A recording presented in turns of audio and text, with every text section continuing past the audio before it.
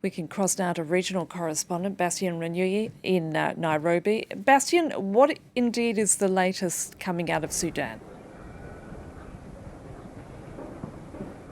Well, the fighting continues in Khartoum right now. My contacts on the ground tell me that they can still hear gunshots, that they can still hear explosions, and that during the morning they've seen several military helicopters bombing several parts of the city, probably position held by the Rapid Support Forces.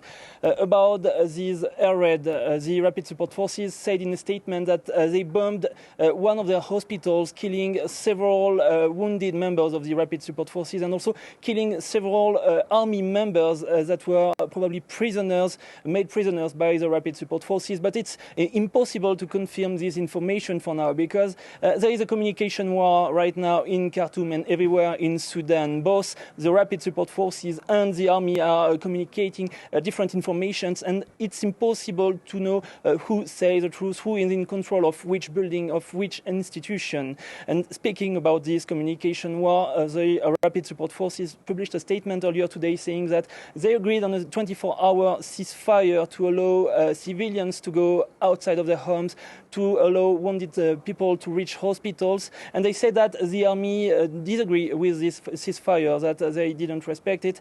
And there was later a communication from the army saying that no, there was no negotiation about that and that no ceasefire was supposed to happen within the next hour. So you see, it's still very difficult to understand what is the situation on the ground. And from what you're hearing, Bastien, what is life like currently for the Sudanese? Are they able to leave their homes at all, go to work?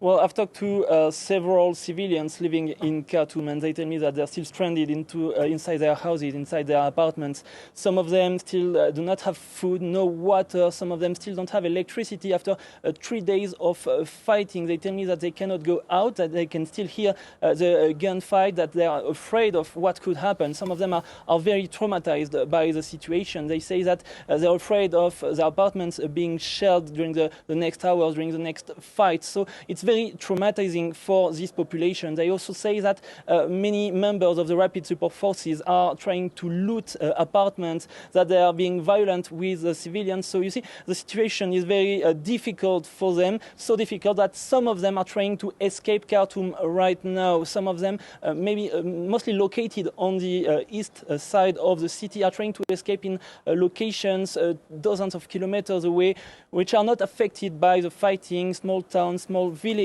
Some of them met Rapid Support Forces members on the way who let them pass, who let them go away. But you see, the situation is still quite uncertain for the population in Khartoum, and most of the people are still stranded into their apartments. Bastien Renouil reporting there. Thank you.